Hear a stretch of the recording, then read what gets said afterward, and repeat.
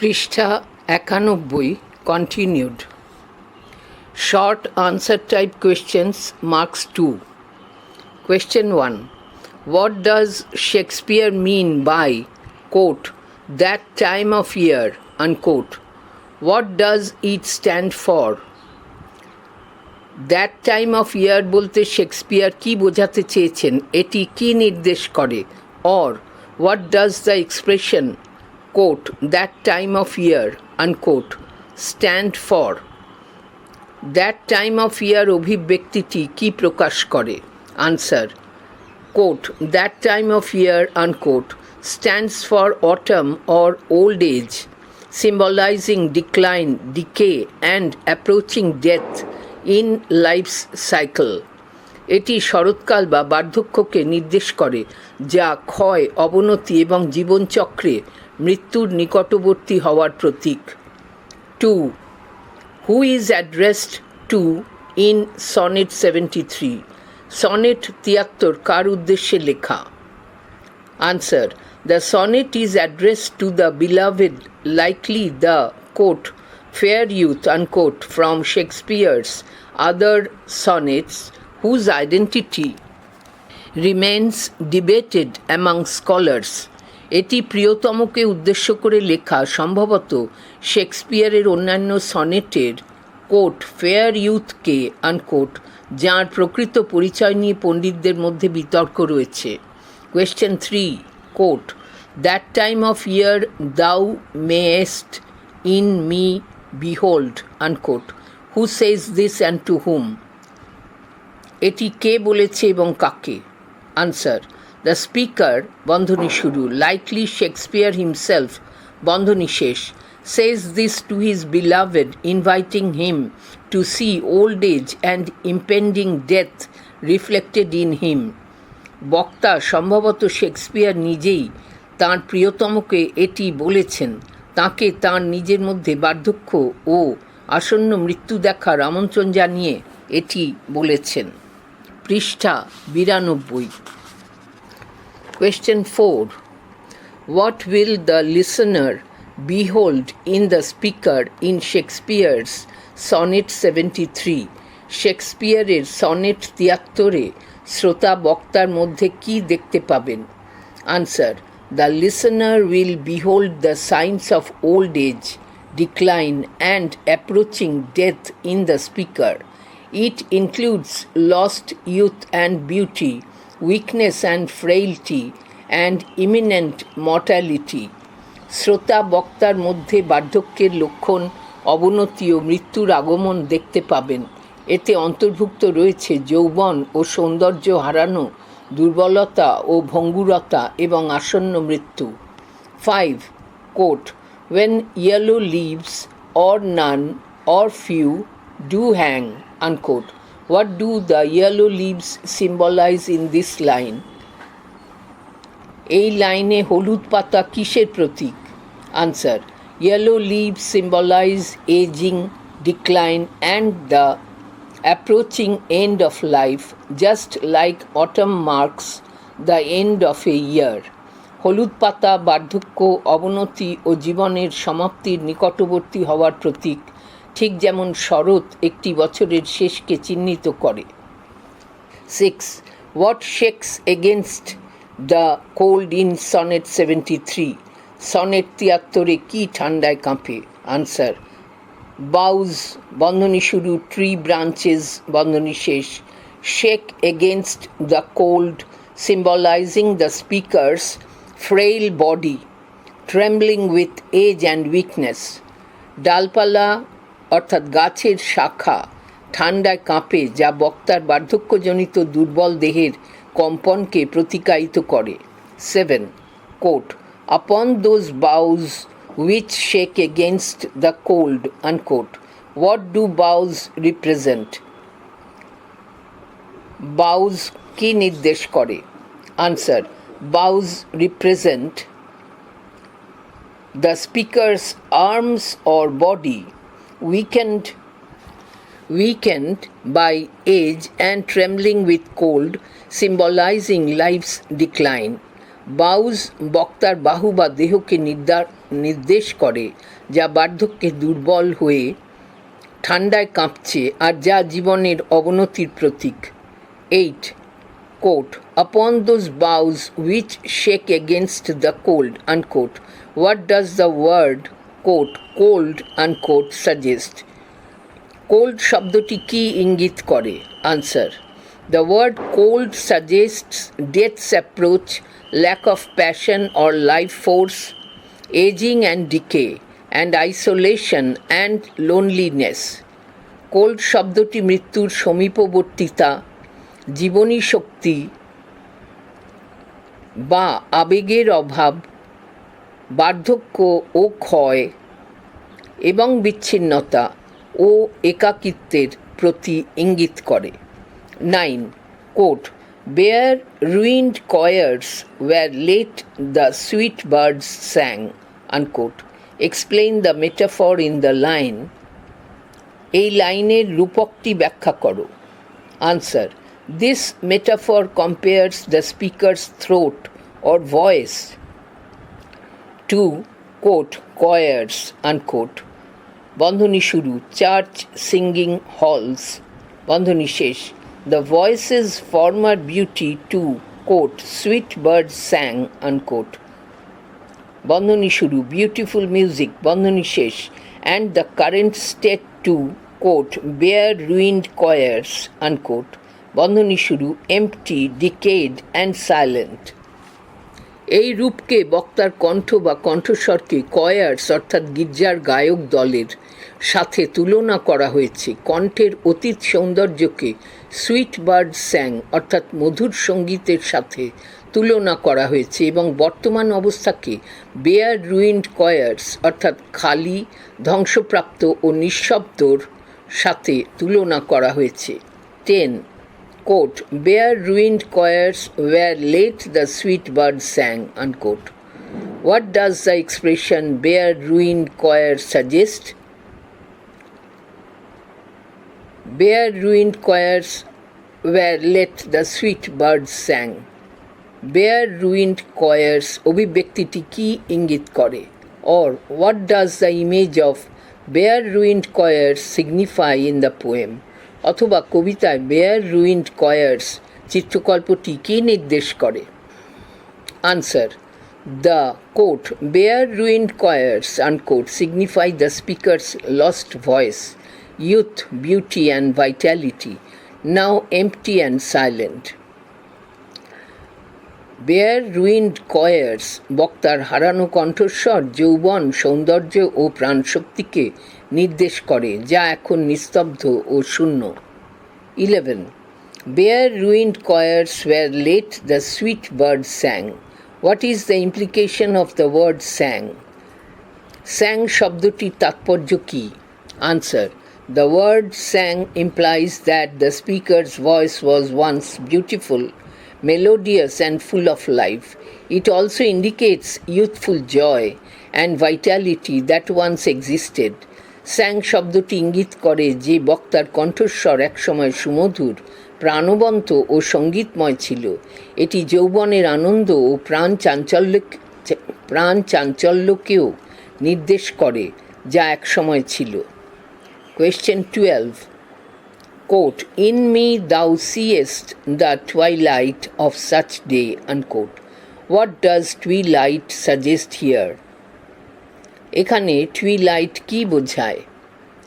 Answer. Twilight suggests the end of life's day implying approaching death, fading light of vitality and transition to darkness, old age. Twilight জীবনরূপী দিনের সমাপ্তিকে নির্দেশ করে যা মৃত্যুর সমীপবর্তিতা, প্রাণশক্তির ম্লান আলো থেকে অন্ধকারের অর্থাৎ বার্ধক্যের দিকে রূপান্তরকে ইঙ্গিত করে। 13. Quote, in me thou seest the twilight of such day, unquote. Explain the metaphor here. এখানে রূপকটি ব্যাখ্যা করো। Answer. The metaphor compares life to a day with youth as morning, old age as twilight, বন্ধনী শুরু, speaker's current stage, বন্ধনী শেষ, and death as night. রূপকটি জীবনকে একটি দিনের সাথে তুলনা করেছে। এখানে যৌবন হলো সকাল, বার্ধক্য হলো গোধূলি, বন্ধনী শুরু, বক্তার বর্তমান অবস্থা, বন্ধনী শেষ, এবং মৃত্যু হলো রাত্রি। Question 14, quote, as after sunset fadeth in the west, unquote. What does, quote, sunset, unquote, indicate here? এখানে সানসেট কি নির্দেশ করে? Answer, quote, sunset, unquote, indicates the end of life's vitality, symbolizing decline of strength and beauty and approaching death. পৃষ্ঠা 93। Sunset জীবনের প্রাণশক্তির সমাপ্তি, শক্তি ও সৌন্দর্যের হ্রাস এবং মৃত্যুর সমীপবর্তিতাকে প্রতিকায়িত করে। 15, as after sunset fadeth in the west. What does the word fadeth suggest? fadeth শব্দটি কি ইঙ্গিত করে? Answer, the word fadeth suggests a gradual and inevitable decline, disappearance of light and loss of life force. fadeth শব্দটি ধীর গতিতে অনিবার্য অবনতি, আলোর বিলুপ্তি এবং জীবনী শক্তি হারানোর ইঙ্গিত দেয়। 16, quote, which by and by black night doth take away, unquote. What does black night refer to in this poem? এই কবিতায় কালো রাত বলতে কি বোঝায়? Answer, the line, quote, which by and by black night doth take away, unquote, is taken from Shakespeare's sonnet 73. In this specific line, quote, black night, unquote, refers to death. The expression black night symbolizes the inevitable arrival of death and the complete cessation of life, just as night takes away the light of the day. Which by and by black night doth take away, এই লাইনটি শেক্সপিয়ারের sonnet 73 থেকে নেওয়া হয়েছে। এই নির্দিষ্ট লাইনে black night বলতে মৃত্যুকে বোঝানো হয়েছে। ব্ল্যাক নাইট অনিবার্যভাবে মৃত্যুর আগমন এবং জীবনের সম্পূর্ণ অবসানের প্রতীক, ঠিক যেমন রাত দিনের আলো কেড়ে নেয়। Question 17, what does the black night take away and how?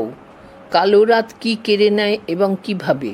Answer, the black night, that is death, takes away life silently, completely, irreversibly, like darkness consuming remaining light.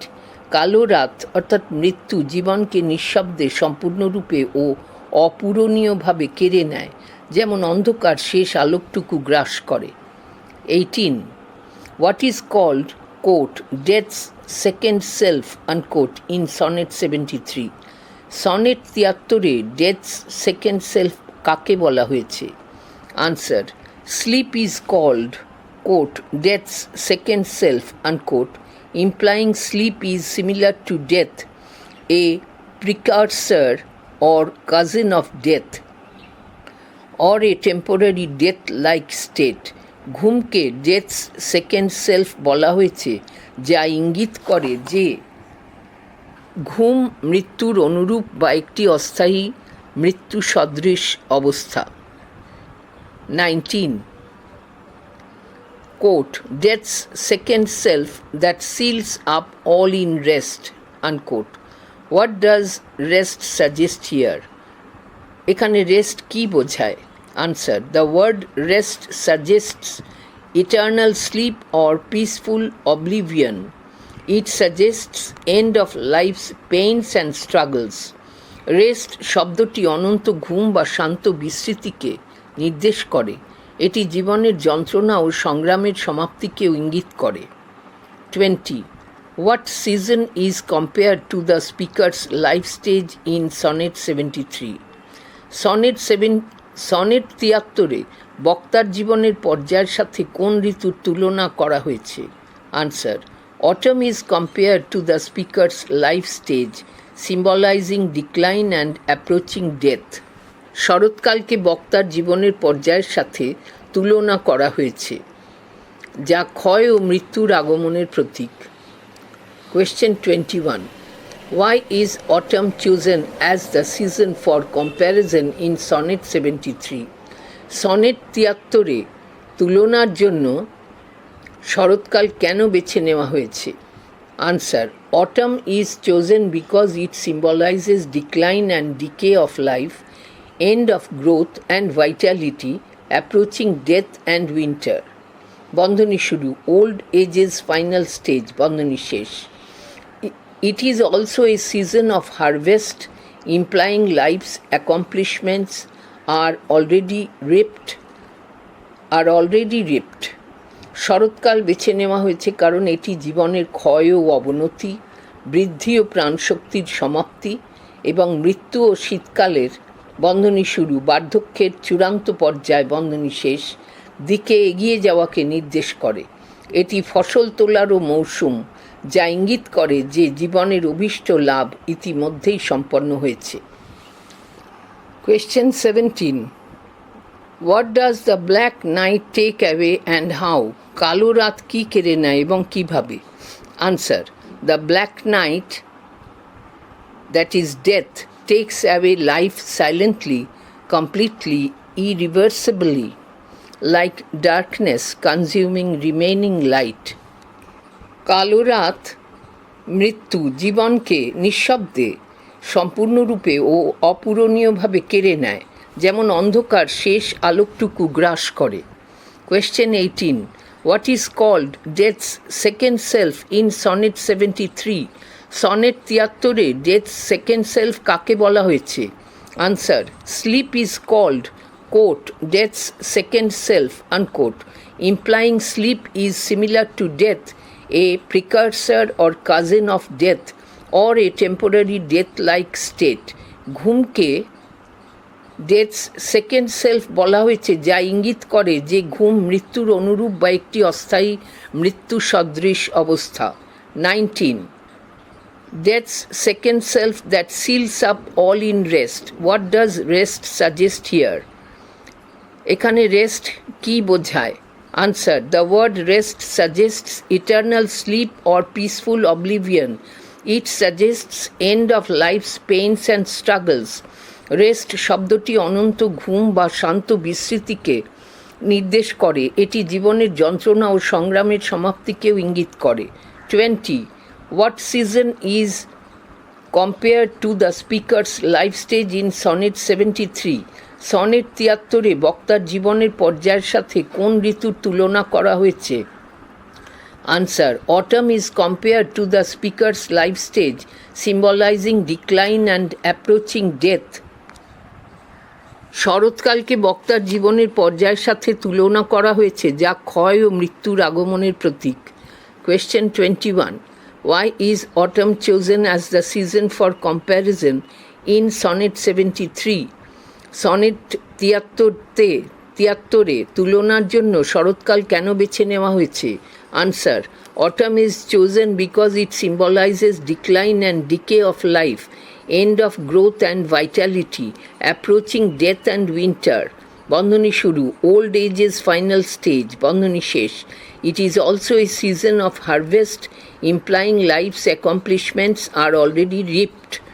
শরৎকাল বেছে নেওয়া হয়েছে কারণ এটি জীবনের ক্ষয় ও অবনতি, বৃদ্ধি ও প্রাণশক্তির সমাপ্তি এবং মৃত্যু ও শীতকালের, বন্ধনী শুরু, বার্ধক্যের চূড়ান্ত পর্যায়, বন্ধনী শেষ, দিকে এগিয়ে যাওয়াকে নির্দেশ করে।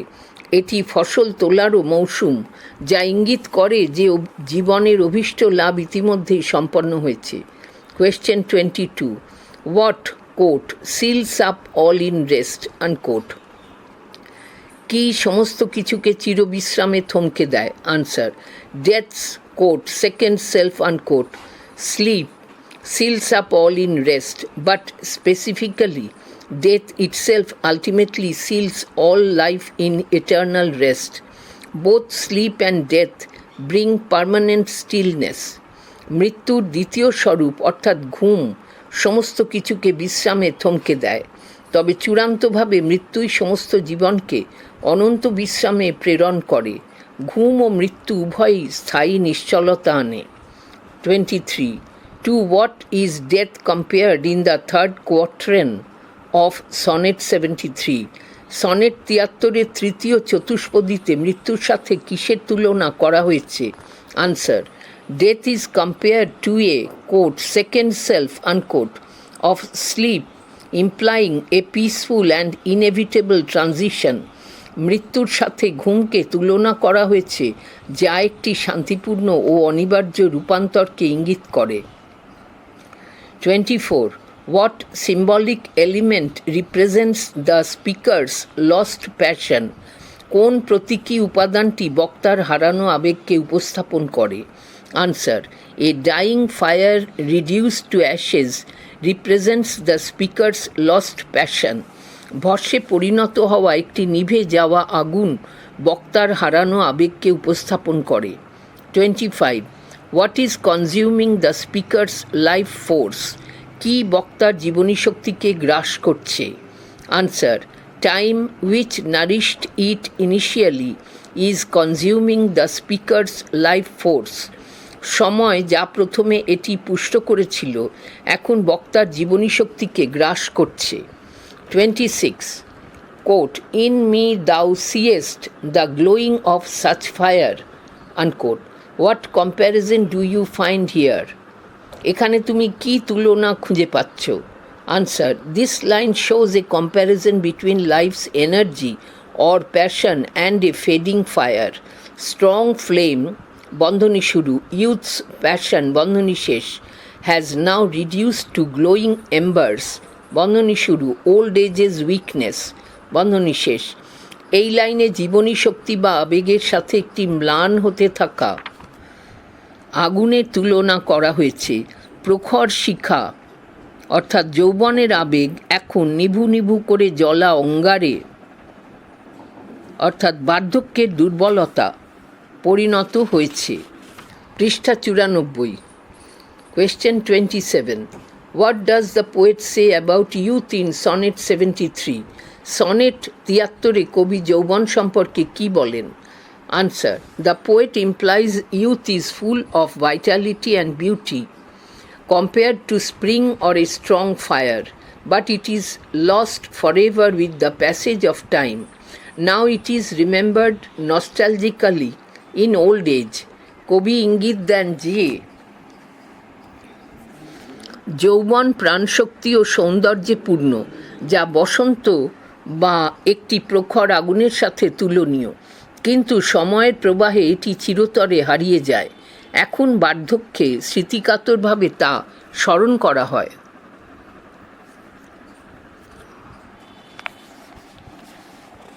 28. What does the expression, quote, deathbed, unquote, suggest in Sonnet 73? Sonnet ৭৩-এ ডেথবেড অভিব্যক্তিটি কি ইঙ্গিত করে? Answer, although not explicitly mentioned, the context suggests, quote, deathbed, unquote, implies final rest, end of life's journey or imminent mortality. বন্ধনী শুরু, old age is the bed where death awaits বন্ধনী শেষ। যদিও এটি স্পষ্টভাবে উল্লেখ করা হয়নি, প্রসঙ্গটি ইঙ্গিত করে যে ডেথ বেড এর অর্থ চূড়ান্ত বিশ্রাম, জীবনের যাত্রার সমাপ্তি বা আসন্ন মৃত্যু। বার্ধক্য হল সেই শয্যা যেখানে মৃত্যু অপেক্ষা করছে। Question 29. What does the poet mean by, quote, consumed with that which it was nourished by, unquote? Consumed with that which it was nourished by বলতে কবি কি বোঝাতে চেয়েছেন? Answer, the poet means that life is destroyed by time, which initially sustained and nourished it, consumed by the very force বন্ধনী শুরু, time, stroke, age বন্ধনী শেষ, that once gave it energy and vitality. Life comes to an end. It is a paradox where life's fuel becomes its destroyer. কবি বোঝাতে চেয়েছেন যে জীবনকে সময় ধ্বংস করছে, যা প্রথমে এটি পুষ্ট করেছিল। যে শক্তি বন্ধনী শুরু, সময়, বয়স বন্ধনী শেষ, একসময় এটিকে শক্তি ও প্রাণশক্তি দিয়েছিল, সেই শক্তি এখন এটিকে ধ্বংস করছে। এটি একটি বৈপরীত্য যেখানে জীবনের ইন্ধনই এর ধ্বংসের কারণ হয়ে দাঁড়ায়। Question 30. Quote, this thou perceivest, unquote. Question 30. Quote, this thou perceivest, unquote. Who will perceive what? কে কি উপলব্ধি করবে? আনসার, দ্য বিলাভেড, বন্ধনী শুরু, কোট দাউ, আনকোট, বন্ধনী শেষ, will perceive the speaker's old age and impending death. The decline of life's beauty and vitality in the speaker, বন্ধনী শুরু, coat this, unquote, refers to his condition, বন্ধনী শেষ। প্রিয়তম অর্থাৎ দাউ, বক্তার বার্ধক্য ও আসন্ন মৃত্যু, বক্তার মধ্যে জীবনের সৌন্দর্য ও প্রাণশক্তির হ্রাস। দিস তার বর্তমান অবস্থাকে নির্দেশ করে, উপলব্ধি করবে। 31. What symbolizes the speaker's lost youth and beauty in the poem? কবিতায় বক্তার হারানো যৌবন ও সৌন্দর্য কী দ্বারা প্রতিকায়িত হয়েছে? Answer, the bare ruined choirs and a dying fire reduced to ashes symbolize lost youth and beauty. উজাড় হয়ে যাওয়া গির্জার গায়ক দল এবং ভস্মে পরিণত হওয়া নিভন্ত আগুন হারানো যৌবন ও সৌন্দর্যের প্রতীক। Question 32. What is the speaker's attitude towards death by the end of the sonnet? সনেটের শেষে বক্তার মৃত্যু সম্পর্কে দৃষ্টিভঙ্গি কী? Answer, the speaker's attitude towards death by the end of the sonnet is one of calm acceptance and gentle resignation, viewing it as natural.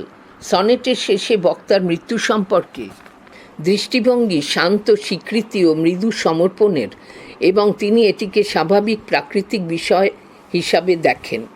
Question 33. How does the speaker describe the passing of time in the sonnet? সনেটে বক্তা সময়ের প্রবাহকে কিভাবে বর্ণনা করেছেন? Answer, time passes slowly, consuming life's flame, leaving only ashes, and moving inevitably towards death and decay. সময় ধীরে ধীরে প্রবাহিত হয়, জীবনের অগ্নিশিখাকে গ্রাস করে, কেবল ভস্ম রেখে যায় এবং অনিবার্যভাবে মৃত্যু ও ক্ষয়ের দিকে এগিয়ে নিয়ে যায়। Question 34. What contrast is made between the speaker's past and present life? বক্তার অতীত ও বর্তমান জীবনের মধ্যে কী বৈপরীত্য তৈরি করা হয়েছে? Answer, a stark contrast is made between his vibrant past, বন্ধনী শুরু, full of life and beauty, বন্ধনী শেষ, and his barren present, বন্ধনী শুরু, old, weak and nearing death, বন্ধনী শেষ।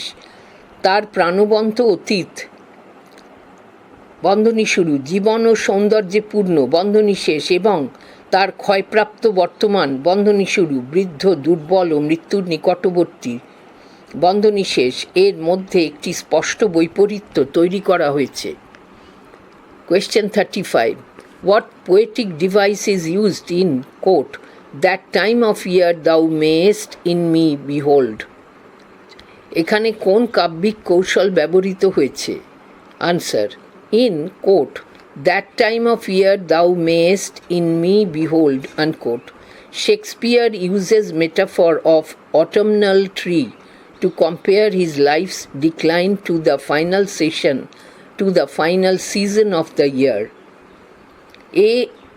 শেক্সপিয়ার তার জীবনের অবনতি বোঝানোর জন্য বছরের শেষ ঋতুর রূপক ব্যবহার করেছেন। 36. What consumes the flame of life according to the poem? কবিতানুসারে কি জীবনের অগ্নিশিখাকে গ্রাস করে? Answer, time and experience which initially nourished the flame consumes the flame of life. সময় ও অভিজ্ঞতা যা প্রাথমিকভাবে অগ্নিশিখাকে পুষ্ট করেছিল, জীবনের অগ্নিশিখাকে গ্রাস করে। 37. What is the speaker comparing his aging body to in, quote, bare ruined choirs where late the sweet bird sang, unquote? এখানে বক্তা তাঁর বার্ধক্যজনিত দেহকে কিসের সাথে তুলনা করছেন? Answer, the speaker is comparing his aging to bare trees stripped of leaves or bare ruined choirs. বক্তা তার বার্ধক্যকে পাতাহীন গাছ বা উজাড় হয়ে যাওয়া গির্জার গায়ক দল এর সাথে তুলনা করছেন। Question 38, what does the poem suggest about the speakers death? কবিতাটি বক্তার মৃত্যু সম্পর্কে কী ইঙ্গিত দেয়?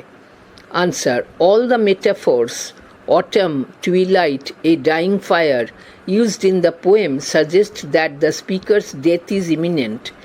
কবিতায় ব্যবহৃত সমস্ত রূপক, শরৎ, গোধূলি, নিভন্ত আগুন ইঙ্গিত দেয় যে বক্তার মৃত্যু আসন্ন। 39, how does the speaker describe his remaining life force? বক্তা তাঁর অবশিষ্ট জীবনী শক্তিকে কিভাবে বর্ণনা করেছেন? Answer, the speaker describes his remaining life force as glowing embers or ashes of a dying fire. বক্তা তাঁর অবশিষ্ট জীবনী শক্তিকে নিভন্ত আগুনের জ্বলন্ত অঙ্গার বা ভস্ম হিসেবে বর্ণনা করেছেন। পৃষ্ঠা 95। Question 40, what is the overall mood created by Shakespeare's word choice? শেক্সপিয়ারের শব্দচয়ন দ্বারা কীরকম সামগ্রিক মেজাজ তৈরি হয়েছে? Answer, the overall mood created by Shakespeare is melancholic, reflective and sombre. শেক্সপিয়ারের শব্দচয়ন দ্বারা তার সামগ্রিক মেজাজ বিষণ্ণ, চিন্তাশীল ও গম্ভীর। Question 41, does sonnet 73 offer hope for an afterlife? Sonnet 73 কি পরজন্মের জন্য আশা প্রদান করে? Answer, no, the poem focuses solely on mortal decline and death. না, কবিতাটি কেবল মরণশীল অবনতি ও মৃত্যুর উপর আলোকপাত করে। Question 42, what is the central theme of sonnet 73? Sonnet 73-এর মূল বিষয় কী? Answer, the central theme of Sonnet 73 is aging and passage of time. Sonnet 73-এর মূল বিষয় বার্ধক্য ও সময়ের প্রবাহ।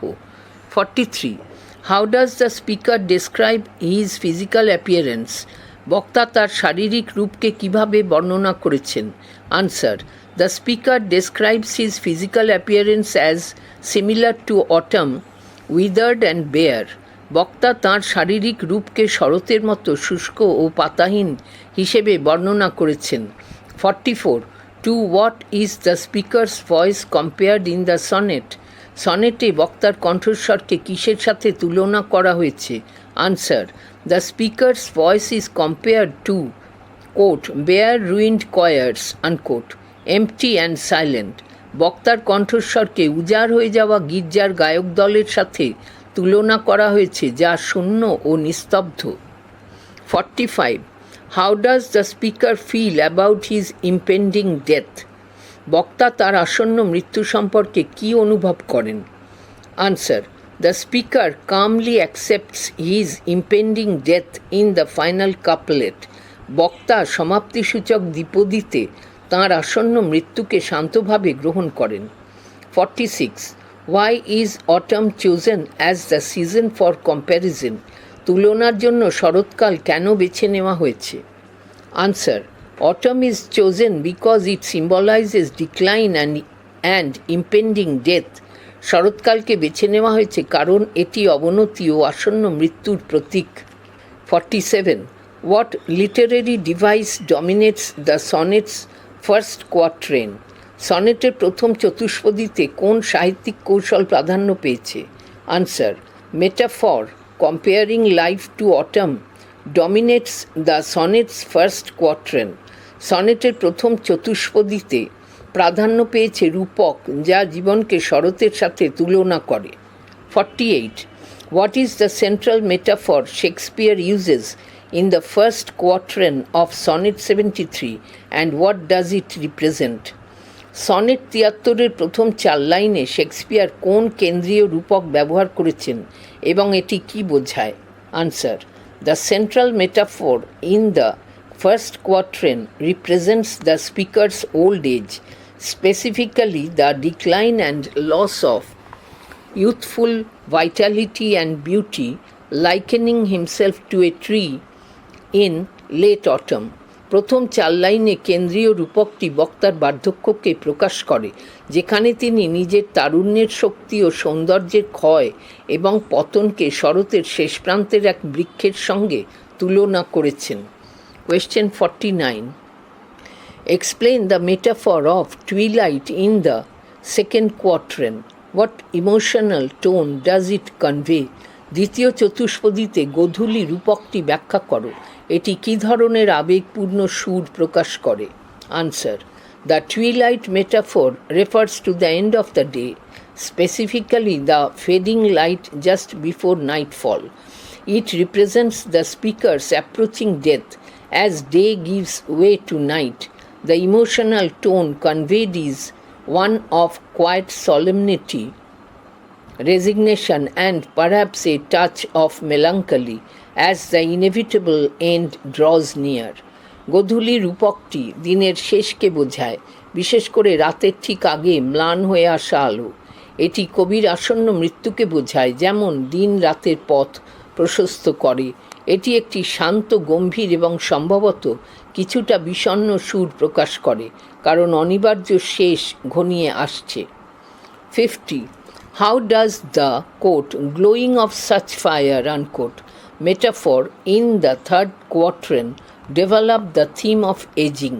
তৃতীয় চতুষ্পদীতে গ্লোয়িং অফ সাচ ফায়ার রূপকটি বার্ধক্যের বিষয়টিকে কিভাবে ফুটিয়ে তোলে? Answer: the metaphor quote glowing of such fire unquote refers to the dying embers of a fire that once burned brightly.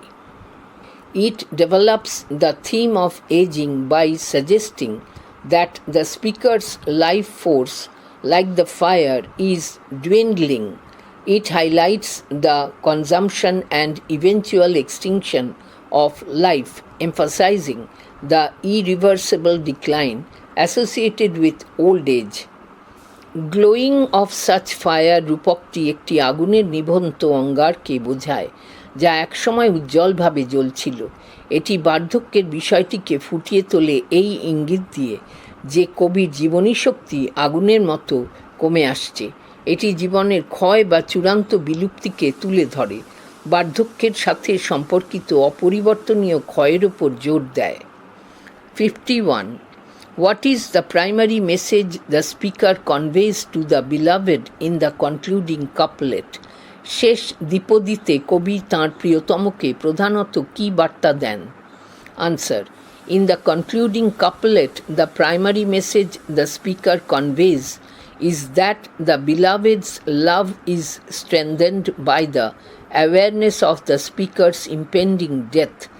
The speaker suggests that the beloved cherishes him more precisely because they know his time is short and their love is thus made more poignant and precious. শেষ দ্বিপদীতে কবি তাঁর প্রিয়তমকে প্রধানত এই বার্তা দেন যে কবির আসন্ন মৃত্যুর সচেতনতার কারণে প্রিয়তমর ভালোবাসা আরও শক্তিশালী হবে।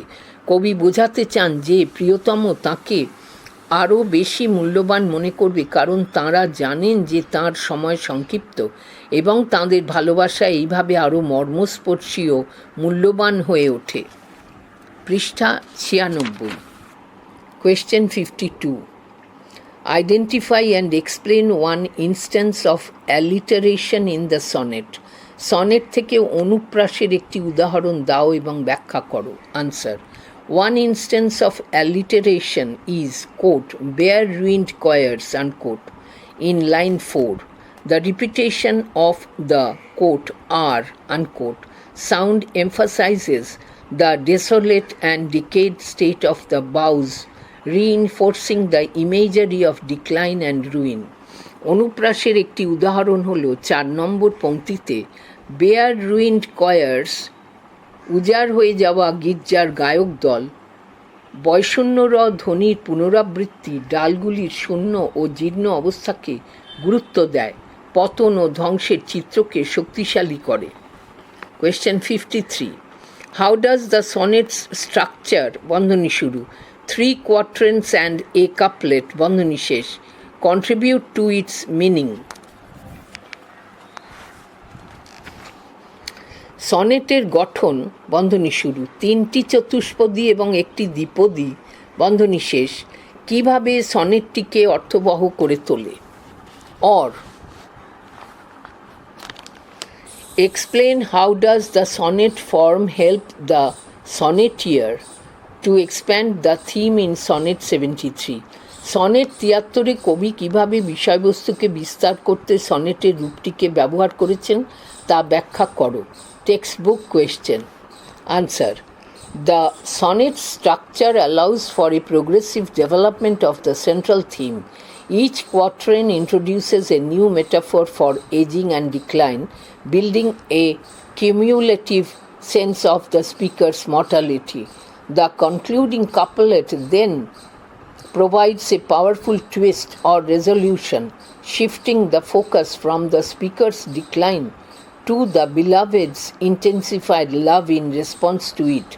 সনেটের গঠন মূল বিষয়বস্তুর ক্রমবিকাশে সহায়তা করে, প্রতিটি চতুষ্পদী বার্ধক্য এবং ক্ষয়ের জন্য একটি নতুন রূপক উপস্থাপন করে ও কবির মরণশীলতার একটি ক্রমবর্ধমান অনুভূতি তৈরি করে।